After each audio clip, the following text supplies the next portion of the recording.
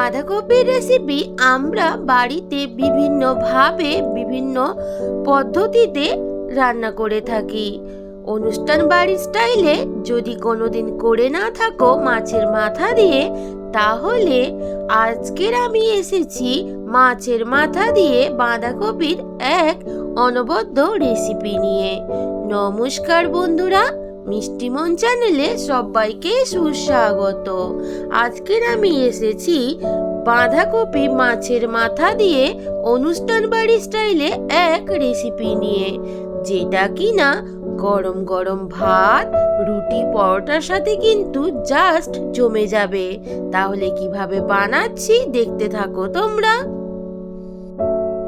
এই রেসিপি বানানোর জন্য এখানে আমি নিয়ে নিয়েছি হাফ বাঁধাকপি আর দুটো আলুকে আমি একটু বড় সাইজ করে কেটে নিয়েছি, আর নিয়ে নিয়েছি হাফ মাছের মাথা।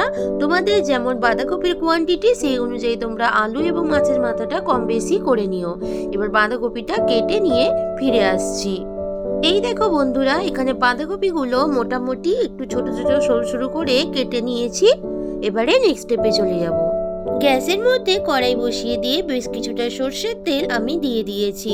সর্ষের তেলটা গরম হয়ে যেতে এখানে নুন হলুদ মাখানো মাছের মাথা দিয়ে দিচ্ছি। এবারে আমি ভেজে নেব।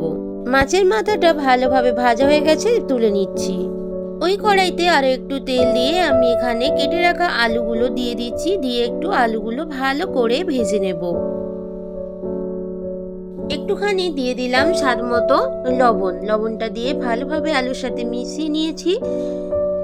এবারে একটুখানি ঢাকা দিয়ে আলুটাকে আস্তে আস্তে ভেজে নেব। দেখতেই পাচ্ছ আলুগুলোর কালার কিন্তু চেঞ্জ হয়ে গেছে, লাল লাল হয়ে গেছে। আলুটা ভালোভাবেই ভাজা হয়ে গেছে। আলুটা তুলে নেব না, ওর মধ্যেই কেটে রাখা বাঁধাকপিগুলো দিয়ে দিচ্ছি। এইবারে দিয়ে দিচ্ছি স্বাদ মতো লবণ। এবার একটু ঢাকা দিয়ে রেখে দেব। লবণ দিয়ে ঢাকা দিয়ে রেখেছিলাম। মাঝখানে একবার আমি হাতা দিয়ে নাড়িয়ে নিয়েছিলাম। দেখতেই পাচ্ছ অনেকটা জল বেরিয়ে গেছে, তাই জন্য প্রথমেই কিন্তু লবণ দিয়ে দিয়েছিলাম। লবণটা দিয়ে দিলে তাড়াতাড়ি বাঁধাকপিটাও কমে যায় এবং তাড়াতাড়ি সেদ্ধও হয়ে যায়। দেখতেই পাচ্ছ জলটা কতটা বেরিয়ে গেছে।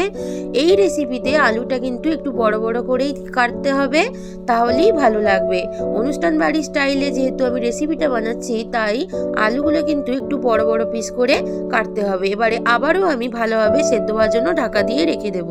আবারও ঢাকাটা খুলে নিলাম। দেখতেই পাচ্ছ বাঁধাকপিগুলো কিন্তু আগের থেকে পরিমাণে অনেকটাই কমে গেছে। একদম কিন্তু জলটা কমে গিয়ে ড্রাই হয়ে গেছে। আলুটাও কিন্তু সেদ্ধ হয়ে গেছে এবং বাঁধাকপিও অনেকটাই সেদ্ধ হয়ে গেছে। এবারে আমি নামিয়ে নেব। নামিয়ে নিয়ে পরবর্তী স্টেপে চলে যাব।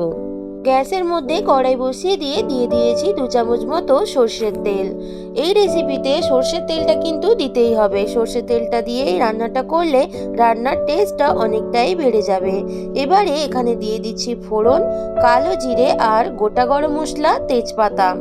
তোমরা চাইলে এখানে গোটা জিরে ফোড়নও দিতে পারো। দিয়ে দিলাম বেশ কয়েকটা কাঁচা লঙ্কা। এবারে ফোড়নটাকে হালকা করে ভেজে নিতে হবে। এখানে দিয়ে দিচ্ছি আদা রসুন কাঁচা লঙ্কার পেস্ট। এবার আদা রসুনের পেস্টটা একটু ভালোভাবে তেলের সাথে মিশিয়ে নিয়ে বেশ কিছুক্ষণ ভেজে নিতে হবে। যতক্ষণ না আদা রসুনের একটা কাঁচা স্মেল চলে যায় ততক্ষণ অবধি ভালোভাবে ভেজে নিচ্ছি। আদা রসুনের পেস্টটা ভাজা হয়ে যাওয়ার পরে দিয়ে দিলাম কুচনো পেঁয়াজ, আর এখানে দিয়ে দিচ্ছি কুচনো টমেটো। এবার সব কিছু একসাথে মিশিয়ে নিয়ে ভালো করে কিছুক্ষণ ভেজে নেব।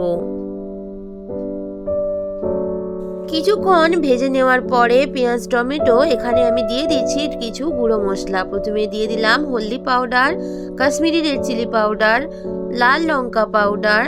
ঝালটা এখানে তোমাদের হিসেব মতো কম বেশি করে নিও। দিয়ে দিচ্ছি জিরে এবং ধনিয়া পাউডার একসাথে, আর দিয়ে দিলাম সামান্য গরম মশলা পাউডার। এখানে এবার একটু মশলা ধোয়া জল দিয়ে দিচ্ছি, না হলে একটুখানি পুড়ে যেতে পারে মশলাটা। এবারে সবকিছু মিশিয়ে নিয়ে কিছুক্ষণ মশলাটা কষিয়ে নেব। মশলাগুলো খুব ভালোভাবে এখানে কষানো হয়ে গেছে। এখানে এবার দিয়ে দিচ্ছি ভেজে রাখা মাছের মাথাটা একটু আমি ভেঙে নিয়েছি। নিয়ে এবার মশলার সাথে ভালোভাবে মিশিয়ে নিচ্ছি। এবারে এখানে দিয়ে দিচ্ছি সেদ্ধ করে রাখা বাঁধাকপি। এবার মশলার সাথে বাঁধাকপিটা ভালোভাবে মিশিয়ে নিয়ে কিছুক্ষণ কষিয়ে নেব। এতক্ষণ যারা আমার সাথে পুরো রেসিপি জুড়ে আছো তোমাদের সবাইকে অসংখ্য ধন্যবাদ। তোমরা এইভাবে আমার পাশে থেকো। তার সাথে বাঁধাকপিটা মিশিয়ে কিছুক্ষণ কষিয়ে নেওয়ার পরে এখানে দিয়ে দিচ্ছি স্বাদ মতো চিনি। চিনিটা কিন্তু দিলে রান্নার টেস্টটা দ্বিগুণ হয়ে যাবে। তোমাদের পছন্দ না হলে স্কিপ করতে পারো। এখানে এবার দিয়ে দিচ্ছি বেশ কিছুটা ধনিয়া পাতা কুচি। এই রেসিপিতে ধনিয়া পাতার ফ্লেভারটা কিন্তু জাস্ট লাগবে অসাধারণ, তাই অবশ্যই কিন্তু দিতে হবে। তোমরা চাইলে এখানে মটরশুঁটিও দিতে পারো, তবে আমি মটরশুঁটি ছাড়াই আজ রান্নাটা করে দেখাচ্ছি, কিন্তু তাছাড়াও এর টেস্ট কিন্তু অনেকটাই বেশি হবে। সব কিছু এবার ভালো করে মিশিয়ে নিচ্ছি। এরকম একটা রেসিপি যদি গরম গরম ভাতের সাথে পাওয়া যায় তাহলে কিন্তু কথাই নেই। তাই আমি বলবো বাড়িতে অবশ্যই এইভাবে রান্না করে ট্রাই করো এবং বাড়ির সবাইকে খুশি করে দাও। গরম গরম ভাতের সাথে রুটির সাথে জাস্ট লাগবে ফাটাফাটি। রান্নাটা কিন্তু আমার অলমোস্ট কমপ্লিট হয়ে গেছে। দেখতেই পাচ্ছ সমস্ত কিছু মশলা ভালোভাবেই কিন্তু বাঁধাকপির সাথে মিশে গেছে। একদম রান্নাটা কিন্তু হয়ে গেছে গা মাখো মাখো, তোমরা দেখতেই পাচ্ছ। এই দেখো বন্ধুরা, অনুষ্ঠান বাড়ি স্টাইলে মাছের মাথা দিয়ে বাঁধাকপির এক অনবদ্য রেসিপি একদম কিন্তু রেডি। দেখেই তোমরা বুঝতে পারছো কতটা হয়েছে লোভনীয়। রান্নাটা আমার একদম কিন্তু কমপ্লিট। আমি এবারে ঢাকা দিয়ে গ্যাসের ভলিউমটা অফ করে 10 মিনিট স্ট্যান্ডিং টাইমে রেখে দেব। তারপরে সার্ভ করে নিয়ে ফিরে আসছি। এই দেখো বন্ধুরা, আমার গরমা গরম বিয়ে বাড়ির স্টাইলে বা অনুষ্ঠান বাড়ির স্টাইলে মাছের মাথা দিয়ে বাঁধাকপি রেসিপি একদম কিন্তু রেডি। আমি আজকে ভেটকি মাছের মাথা দিয়ে বানিয়েছি, তোমরা যে কোনো মাছের মাথা দিয়ে বানাতেই পারো। দেখেই বোঝা যাচ্ছে কতটা হয়েছে রান্নাটা লোভনীয়। গরম গরম ভাত রুটি পরোটার সাথে কিন্তু জাস্ট লাগবে ফাটাফাটি। ঘরে বসে যদি এরকম একটা মুখরোচক স্পাইসি অনুষ্ঠান বাড়ির স্টাইলের রেসিপি পাওয়া যায় তাহলে কিন্তু কথাই নেই।